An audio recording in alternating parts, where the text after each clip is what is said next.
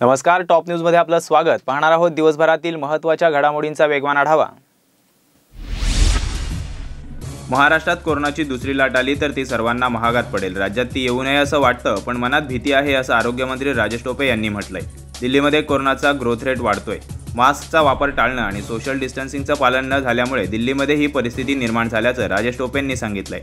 मुंबईत कोरोना रुग्णांची संख्या वाढते, त्यामुळे राज्यातील जनतेनं केरळ आणि दिल्लीचा बोध घ्यावा असं आवाहन आरोग्यमंत्र्यांनी नागरिकांना केलंय। महाराष्ट्रातील जनतेला वीज बिलांबाबत कुठलाही दिलासा देण्यास महाविकास आघाडी सरकारने नकार दिलाय। भाजप नेते निलेश राणे यांनी महाविकास आघाडीच्या या निर्णयावर जोरदार टीकास्त्र सोडलंय। अगोदर माझं कुटुंब माझी जबाबदारी आणि आता माझं लाईट बिल माझी जबाबदारी, ठाकरे सरकार सुधारणार नाही असं निलेश राणे यांनी आपल्या ट्विटमध्ये म्हटलंय। प्रत्येक गोष्ट लोकांची जबाबदारी असेल तर ठाकरे सरकार काय गोट्या खेळायला बसलंय का, असा सवालही त्यांनी विचारलाय। महाविकास आघाडी सरकारने येत्या 3 दिवसात वीज बिलांच्या सवलतीचा निर्णय घ्यावा। याबाबत निर्णय न घेतल्यास मंत्रालयात घुसून आंदोलन करू असा इशारा भाजप आमदार अतुल भातखळकर यांनी महाविकास आघाडी सरकारला दिलाय। कोरोनाच्या काळात भरमसाठ वीज बिल अदा करणाऱ्या ठाकरे सरकारला आगामी काळात महाराष्ट्रातील जनता शॉक दिल्याशिवाय राहणार नाही असं अतुल भातखळकर यांनी म्हटलंय। मुंबईत कोरोनाची दुसरी लाट आलेली नाही, मात्र ती येण्यास वेळही लागणार नाही। कोरोना खूप वाईट आहे, तो अजून संपलेला नाही, त्यामुळे योग्य काळजी न घेतल्यास हाहाकार उडेल असं महापौर किशोरी पेडणेकर यांनी म्हटलंय। दिवाळीत राज्यातील प्रार्थनास्थळे उघडल्यामुळेच कोरोना रुग्णांची संख्या वाढली असं किशोरी पेडणेकर यांनी म्हटलंय। एका वृत्तवाहिनीशी बोलताना त्यांनी हे वक्तव्य केलंय। यंदाची कार्तिकी एकादशीची शासकीय महापूजा उपमुख्यमंत्री अजित पवार यांच्या हस्ते करण्यात येणार आहे। महाराष्ट्राचे उपमुख्यमंत्री आणि मानाचे वारकरी यांच्या हस्ते शपथनिक होण्यासाठी मुख्य निवडणूक अधिकारी यांच्याकडे परवानगी मागण्यात आली होती। निवडणूक आयोगाने नियम अटींसह शासकीय महापूजा करण्यास मान्यता दिली आहे। कार्तिकी यात्रा काळातही आषाढीप्रमाणे संचारबंदी लागू होणार असून 4 दिवस एसटी बस सेवा देखील बंद राहणार आहे।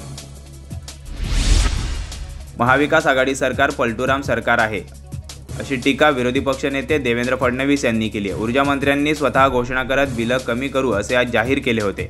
नुसते ऊर्जा मंत्री बोलले नव्हे तर तिन्ही पक्षाचे नेते कॅबिनेट नंतर मीडिया समोर आले होते आणि घोषणा करत फोटो काढले होते, टीव्हीवर झळकले होते। आता मात्र सर्व पलटले अशी टीकाही फडणवीस यांनी केली आहे।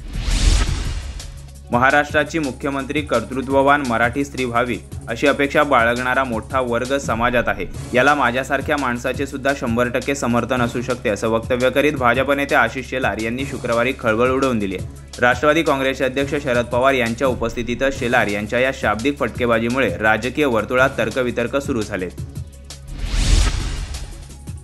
चीनने पेच टाकलाय आणि आम्ही हिंदुस्थान विरुद्ध पाकिस्तानच्या कैचीत अडकून पडलोत। काश्मीर खोऱ्यात शांतता नांदायला तयार नाही। सीमेवर धुमशान आणि आतमध्ये कमालीची खदखद आहे। काश्मीरातील विषय गंभीर खरेच, पण चीनची आक्रमकता आणि घुसखोरीकडे डोळेझाक करून चालणार नाही। ज्या जोशात पाकिस्तानचे नाव घेऊन दम भरला जातो, त्याच पद्धतीने चीनला दम देण्यापेक्षा कृतीची गरज आहे। वाटल्यास श्रीनगर, पाकव्याप्त काश्मीर वगैरेंवर भगवा फडकवण्यासाठी महाराष्ट्रातील भाजप पुढाऱ्यांची नियुक्ती करावी, पण चीनी सैन्य चारही बाजूने धडका देत आहे, त्यांना कधी रोखणार? चीनचे काय करणार, असा सवाल सामनाच्या अग्रलेखातून शिवसेनेने भाजपला विचारलाय। तर हा होता दिवसभरातील महत्त्वाच्या घडामोडींचा वेगवान आढावा। अधिक बातम्या आणि ताज्या घडामोडींसाठी आमच्या फेसबुक पेजला आणि वेबसाईटला अवश्य भेट द्या। सविस्तर बातम्यांसाठी आमच्या YouTube चॅनलला सबस्क्राईब करा। पाहत रहा महाराष्ट्र न्यूज 24।